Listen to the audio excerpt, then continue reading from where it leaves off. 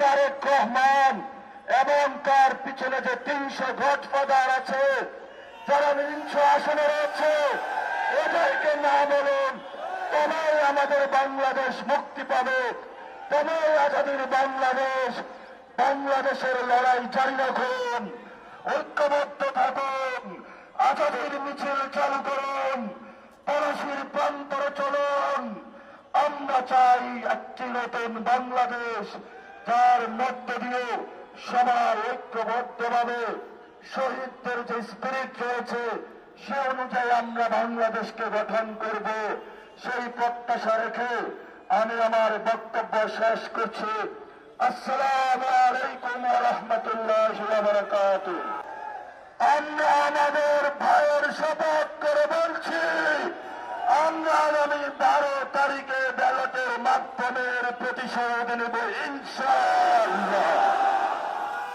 প্রিয় বাংলাদেশ, যারা সন্ত্রাস করে, যারা দুর্নীতি করে, যারা টেন্ডার করে, আপনারা তাদেরকে বয়কট করুন, গণভোটে হাতে জয়যুক্ত করুন।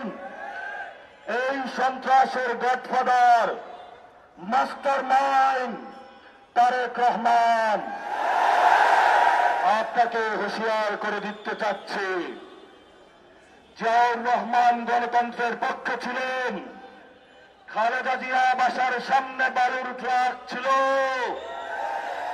1 সেকেন্ডের জন্য দাঁড়াইতে পারেন নাই।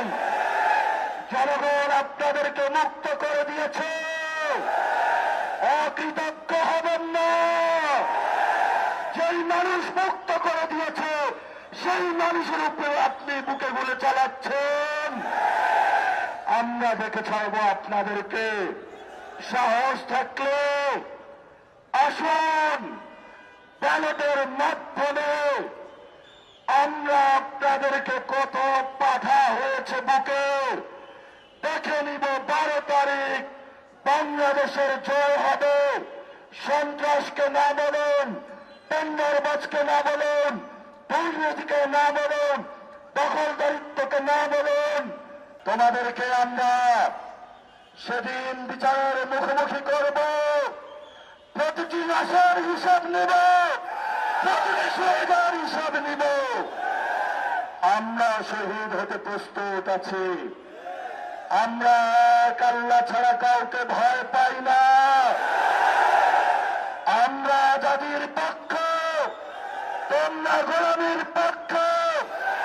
আজাদির মিছিল চলবে চলবে। প্রিয় উপস্থিতি,